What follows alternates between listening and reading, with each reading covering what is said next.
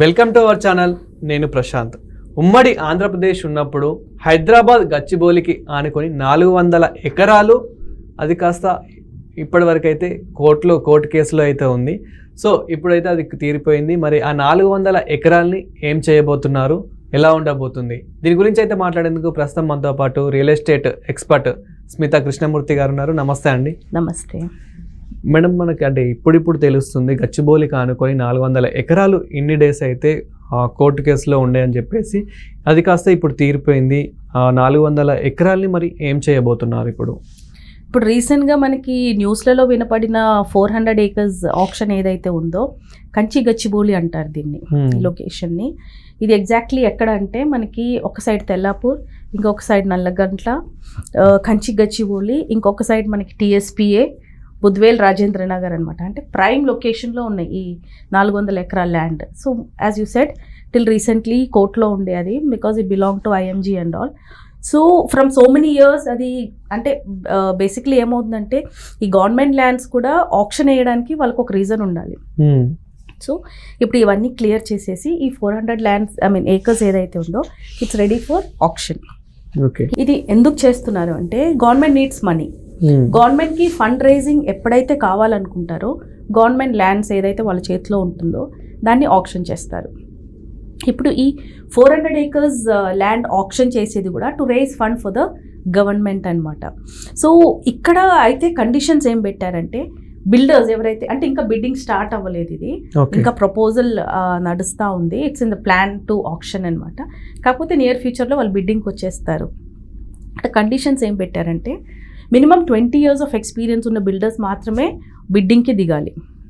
Okay, and ఇది ఎలాంటి layout అవుతుంది అంటే సేమ్ లైక్ మనకి కోకాపేట్, నియోపోలిస్ ఎలాగైతే లేఅవుట్లు చేశారు గవర్నమెంట్, అంతే నీట్గా క్లీన్గా హైలీ డెవలప్డ్ లేఅవుట్స్ కిందనే ఇది కూడా మనకి కనబడుతుంది. ఇప్పుడు మనం హైదరాబాద్ గ్రోత్ చూసుకుంటే దిల్సుఖ్ నగర్, సరూర్ నగర్, LB నగర్, సికింద్రాబాద్ ఇవన్నీ వదిలేస్తే అమీర్పేట్, పంజగుట్ట, మీకు హైటెక్ సిటీ నుంచి మీకు west side and south west side మనకి హైదరాబాద్లో చాలా గ్రో అయింది.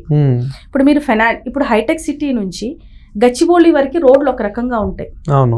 గచ్చిబౌలి నుంచి మీకు నానక్రామ్ గూడ వరకు రోడ్లు ఇంకో రకంగా ఉంటుంది. ఇప్పుడు గచ్చిబౌలి నుంచి ఏదైతే కోకాపేట్, నియోపోలిస్ వెళ్తున్నాయో ఆ రోడ్స్ ఇంకా విశాలంగా ఇంకా క్లాస్గా ఉంటాయి, చాలా పెద్దగా, చాలా నీట్గా. సో ఇవన్నీ ఏంటంటే గవర్నమెంట్ వేసిన లేఅవుట్స్ ఇవి. దాంట్లో government takes care that unlimited FSI ఇవ్వాలి, మంచి బ్రాండెడ్ బిల్డర్స్ని అట్రాక్ట్ చేసుకోవాలి.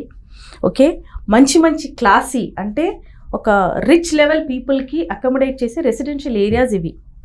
సో సిమిలర్ టు దీస్ ఏరియాసే మనకి ఇప్పుడు ఈ 400 acres ఏదైతే కంచి గచ్చిబౌలిలో వీళ్ళు ఆప్షన్ వేస్తున్నారో అలాంటి ఒక లేఅవుట్ ఇక్కడ కూడా తయారవుతుంది. ఇప్పుడు రీసెంట్గా జరిగిన బుద్వేల్ అంటే ఒక 2 to 3 years బ్యాక్ ఏదైతే బుద్వేల్లో జరిగిందో ఆప్షన్, అది కూడా ఇంతే. సింపుల్ లాజిక్ ఏంటంటే 300 to 400 feet రోడ్స్ వేస్తారు. Okay, drainage system well build, cabling చాలా హై లెవెల్లో ఉంటుంది, electricity is a different level.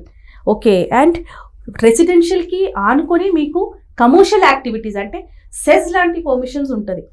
అంటే ఇప్పుడు ఒక ఆఫీస్ స్పేస్, ఓకే, రెసిడెన్షియల్ దగ్గర ఉండటం వల్ల ఏమవుతుందంటే కమ్యూటింగ్ అనేది టైం సేవ్ అవుతుంది. అదే ఏరియాస్లో మీకు schools, colleges, hospitals, restaurants, malls, దీన్ని మిక్స్డ్ గ్రూప్ డెవలప్మెంట్ అంటారు. ఓకే, సో ఇలాంటి డెవలప్మెంట్ చేస్తే ఏమవుతుందంటే ఏ ఏరియాలో వర్క్ చేస్తున్నారో అదే ఏరియాలో స్టే చేస్తారు, అదే ఏరియాలో వాళ్ళ పిల్లలు స్కూల్కి వెళ్తారు. సో ఈ మిక్స్డ్ డెవలప్మెంట్కి గవర్నమెంట్ చాలా ఇంపార్టెన్స్ ఇస్తుంది. సో దట్ మీరు ఎక్కడో సికింద్రాబాద్లో పనిచేసి మియాపూర్లో ఉండి, ఓకే, ఇట్స్ అ బర్డెన్. మన లైఫ్లో సగం లైఫ్ మనం ట్రావెలింగ్లోనే అయిపోతుంది. సో అంటే అప్పుడు మనకి కోర్టు కేసులో ఉన్నప్పుడు సో ఆ రోజుల్లో మనకి 400 ఎకరాలు అనేది చాలా తక్కువ ప్రైస్లో ఉంటుండే. ఇప్పుడు కొన్ని కోట్లలో విలువ ఉంది అని చెప్పేసి చాలా వినిపిస్తుంది. ఇంతకదేంటి? గవర్నమెంట్ ఆప్షన్ ప్రకారం వాళ్ళ plan is to bid it at 60 to 70 CR per acre. ఇంకా ప్రైస్ అయితే ఫిక్స్ అవ్వలేదు, బట్ టాక్స్ ఆర్ లైక్ అంటే మనకు కొన్ని మీడియాలో కొన్ని న్యూస్ పేపర్స్లో వచ్చిన ఆర్టికల్స్ని మనం ఫాలో చేస్తే గవర్నమెంట్ ప్రకారం they want to option it for 60 to 70 CR per acre, కానీ అది ప్రాక్టికలీ పాసిబుల్ అవుతుందో లేదో మనకు తెలియదు. అవును. బికాజ్ ఈ లేఅవుట్ ప్లాన్ ఇంకా బయటకు రావాలి. ఐ మీన్ వాళ్ళకి చాలా ఉన్నాయి plans, like along with roads they want go for eco parks.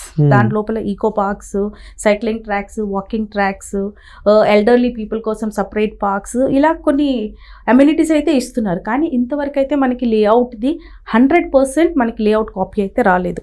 Once all these things are decided, okay, అప్పుడే మనం ఆ ఒక లేఅవుట్కి అంత ప్రైస్ పెట్టగలుగుతామా లేదా అనేది తెలుస్తుంది. ఇంకోటి ఈజ్ అన్లిమిటెడ్ ఎఫ్ఎస్ఐ. ఇప్పుడు కోకాపేట్, నియోపోలిస్ లాంటి ఏరియాస్లో మనకి అన్లిమిటెడ్ ఎఫ్ఎస్ఐ ఉన్నందుకే 100 కోట్లు ఎకరా పలికింది. కానీ ఇక్కడ ఎలా ఉంటుందో మనకు తెలియదు. So we have to wait. So అంటే మనకి గచ్చిబౌలి సైడ్ అంటేనే మనకు గుర్తొచ్చేది ముందు ఐటీ పరంగా, సో ఐటీ కానీ మాల్స్ కానీ మీరు అన్నట్లు.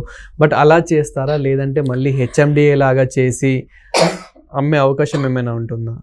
లేదండి, this is going to be mixed use development. ఇక్కడ మనకి commercial, IT, entertainment and residential, same like మనకి ఏదైతే ఫైనాన్షియల్ డిస్ట్రిక్ట్లో కోకాపేట్ లాంటి ఏరియాస్లో బిడ్డింగ్ జరిగిందో, similarly it will be happening with this 400 acres also. ఎందుకంటే అలా చేస్తేనే ఆ రకమైన డెవలప్మెంట్ ఉంటుంది, ఆ ప్రైజెస్లో వాళ్ళకి వర్కౌట్ అవుతుంది కూడా. This is going to be completely mixed use development. It is not going to B a plain HMDA layout. Thank you ma'am.